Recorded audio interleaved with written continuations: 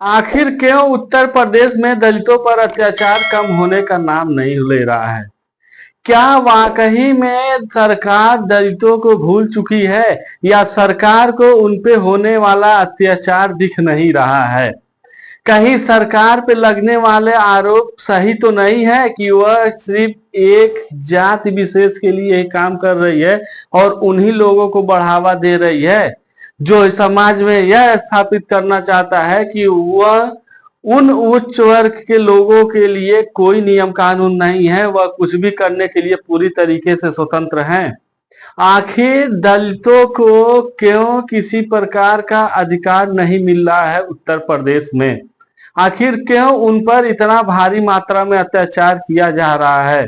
क्या दलितों से संबंधित नियम कानून उत्तर प्रदेश में लागू नहीं होते हैं या उनके ऊपर होने वाले अत्याचार को रोकने वाला कोई है ही नहीं?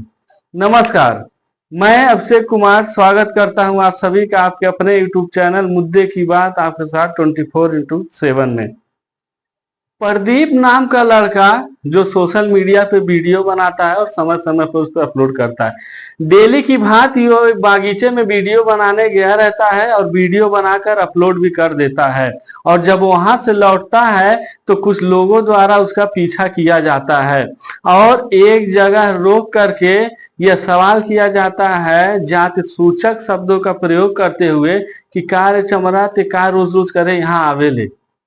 उसके बाद जब उस लड़के द्वारा इसका विरोध किया जाता है कि भैया आप ऐसा क्यों बोल रहे हैं और इस प्रकार के शब्दों का प्रयोग उचित नहीं है, तो उन लोगों के द्वारा उसे पूरी तरीके से मारा जाता है, पीटा जाता है और उसके कपड़े इत्यादि फाड़ दिए जाते हैं और उसे घसीट करके रोड पे लाया जाता है और उसे बेरहमी से निर्वस्त्र कर करके पीटा जाता है, मारा जाता है, घसीटा जाता है। उस लड़के का, उस पीड़ित का क्या कहना है आप सभी इस वीडियो में देखिए और सुनिए। मेरा नाम प्रदीप है और एक मेरे दोस्त है साथ का, उसका नाम है राहुल। हम सुबह सुबह डेली मॉर्निंग में वीडियो बनाने जाते हैं, क्यों सुबह का टाइम सही रहता है। तो हम वीडियो बनाने गए थे हाईवे तरफ, तो हमने वीडियो बना ली थी, अपलोड भी कर दी थी। तो हम वीडियो बनाते समय आ रहे थे, एक लड़का पीछे, हमने इतना ध्यान नहीं दिया, वो कॉल पे बात कर रहा था, हमें नहीं मालूम किससे बात कर रहा था। अब बात करते करते अब हमने वीडियो अपलोड कर दी, उसके ही हम जैसे चलने लगे ना, तो पीछे से बाइक सवार लोग थे, कम से कम 35-36 लोग थे। उन्होंने हमसे छूटते ही कहा, समारो यहाँ क्या कर रहे हो, यहाँ क्या करने आते हो डेली डेली। तो हमने ये बोला, भैया ऐसे क्यों शब्द बोल रहे हो। जैसे ही हमने ये शब्द बोला है, छूटे चांटे और हेलमेट और जो उनके हाथों में पड़ा है, जो भी लठ वगैरह, जो सारी चीजें बजाई हमारे अंदर। और मेरे गले में गमछा भी था, गमछा नीचे डालकर और ऐसे रगड़ रहे थे। वो मैंने उठा के पिटते पिटते भी अपने शरीर पे बांधा उसे। और मेरे बाबा साहब की तस्वीर मेरे बैग में रखी हुई थी, वहां से एक तस्वीर निकाल के मेरे यहाँ देखो निशान है, यहाँ मारा था, कांच वाँच के यहाँ पे भी टुकड़े लगे थे, यहाँ पे वहां पे सब चीज पे। तो फिर यहाँ से करते हुए फिर उन्होंने कहा कि यहाँ उस पे ले चलो, उसका हाईवे पे ले चलो। फिर हाईवे पे लेके हमारी बारात निकालते हुए कम से कम 1.5 घंटे, कम से कम 15 मिनट तक हमारी बारात निकाली है। बारात निकालते निकालते हाईवे पे ले गए, कभी बेल्ट कभी लट, उनके जैसे हाथ चल रहे हैं वैसे मार रहे हैं हमको। अब जाने के बाद में हम हाईवे पे रुके हुए फिर कुछ लोग कह रहे। अब जरा सोचिए कि किसी व्यक्ति के इतने हौसले बुलंद कैसे हो सकते हैं कि वो कानून को अपने हाथ में ले ले और किसी के साथ सिर्फ इसलिए इतनी भारी मात्रा में अत्याचार करे कि वो एक दलित बिरादरी से एक नीच कास्ट का है। क्या वाकई में उत्तर प्रदेश में दलितों को लेकर कानून व्यवस्था पूरी तरीके से ध्वस्त हो चुकी है? उनको और उनके दुखों को सुनने वाला, उसकी सुध लेने वाला कोई नहीं है। आप जय श्री राम बोलिए, आप जय महाकाल बोलिए, आप जय सीताराम बोलिए, आप किसी भी धर्म विशेष का नाम लेके बोलिए, किसी भी ईश्वर को याद करिए, अपनी गाड़ी पे अपने साधन से कुछ भी लिखवा कर चलिए, उसका पूरा अधिकार आपको आपके देश का संविधान देता है, कानून देता है। ठीक उसी प्रकार उनके भी अधिकार संरक्षित है उसी संविधान के द्वारा, उसी कानून के द्वारा कि वो चाहे तो जय भीम बोले, चाहे जय संविधान बोले, चाहे जय अम्बेडकर बोले, कुछ भी बोले, वह सारे अधिकार एवं स्वतंत्रताओं को संरक्षित करता है भारत देश का संविधान और कानून। संविधान में प्रावधान है कि व्यक्ति किसको लेकर क्या संबोधित करेगा अपने धर्म को, अपनी जात को लेकर के किस प्रकार से संबोधित करेगा, प्रस्तुत करेगा, चाहे वह किसी व्यक्ति महापुरुष का नाम ले, चाहे किसी देवी देवता का नाम ले।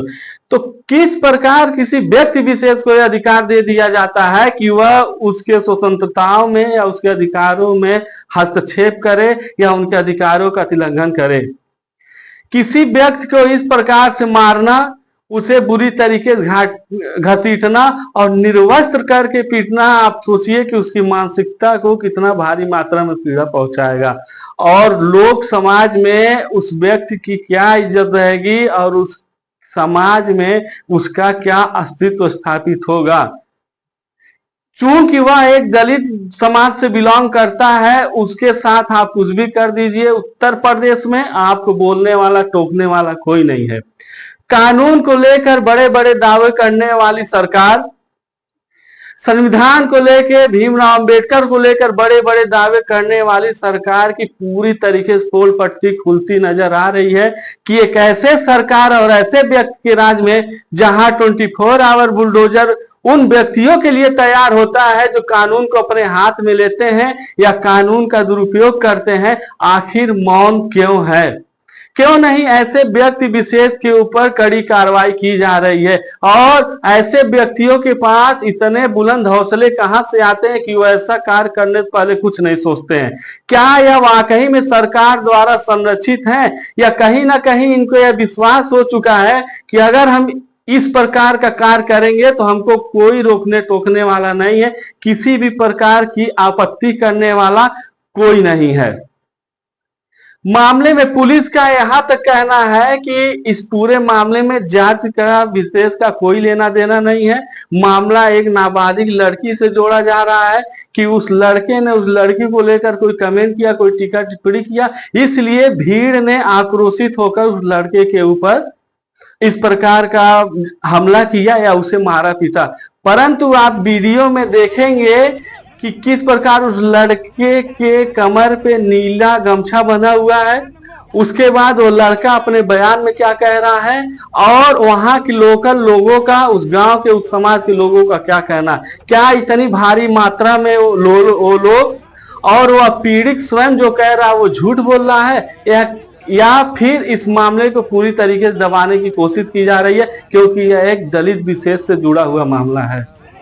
विषय बहुत ही चिंता का और गंभीर है, क्योंकि ऐसे मामले कहीं ना कहीं उस समाज और उस समाज से जुड़े लोगों के लिए बहुत ही खतरनाक हैं, जो अभी धीरे धीरे ग्रोथ की ओर, विकास की ओर अग्रसर हैं और ऐसी गंदी विचारधारा रखने वाले लोगों के द्वारा उनका शोषण किया जाता है और उनके ऊपर अत्याचार किया जाता है। पुलिस का, प्रशासन का यह काम होता है कि सच्चाई को लोगों के सामने लाए, ना कि उसे पूरी तरीके से मटिया पलेट कर दे और उसे दबा दे। यदि पीड़ित कोई बयान दे रहा है जिसके ऊपर वह घटना बीती है, उसके साथ के लोग कोई बयान दे रहे हैं या उसके गांव क्षेत्र के लोग बयान दे रहे हैं, तो यह मामला गंभीर है। यह बातें सत्य की ओर इशारा करती हैं कि आखिर उसके ऊपर ऐसा बीता है तभी वह कह रहा है, नहीं तो वह इस प्रकार का झूठ क्यों बोलेगा। और वीडियो में शब्दों से भी स्पष्ट हो रहा है कि केवल उसे इसलिए मारा पीटा जा रहा है क्योंकि वो दलित समुदाय का है और जय भीम बोलने के कारण ऐसा किया गया। सरकार की यह पूरी जिम्मेदारी है कि वो ऐसे मामले होने से रोके और जो भी ऐसी मानसिकता या ऐसी विचारधारा रखता है उसके खिलाफ कार्रवाई करे। परंतु जब बात उत्तर प्रदेश की आती है तो यहाँ मामले और परिस्थितियां पूरी तरीके से विपरीत नजर आती हैं, उल्टी नजर आती है। स्वयं जिसके ऊपर अत्याचार हुआ रहता है उसी को दबाने की कोशिश की जाती है, ना कि सही बातों को लोगों तक पहुंचने दिया जाता है। देखने वाली बात यह होगी कि प्रशासन के द्वारा, शासन के द्वारा इसके ऊपर क्या कार्रवाई की जाती है, क्या निर्णय लिया जाता है। क्या वाकई में उत्तर प्रदेश में दलित सुरक्षित नहीं है या दलितों को लेकर जो भी नियम कानून बनाए गए हैं वह उत्तर प्रदेश में लागू ही नहीं होते हैं। आखिर उत्तर प्रदेश में दलितों के ऊपर इतना अत्याचार क्यों बढ़ता जा रहा है और इसको लेकर सरकार मौन क्यों है और इस प्रकार के लोगों के हौसले कब तक बुलंद रहेंगे।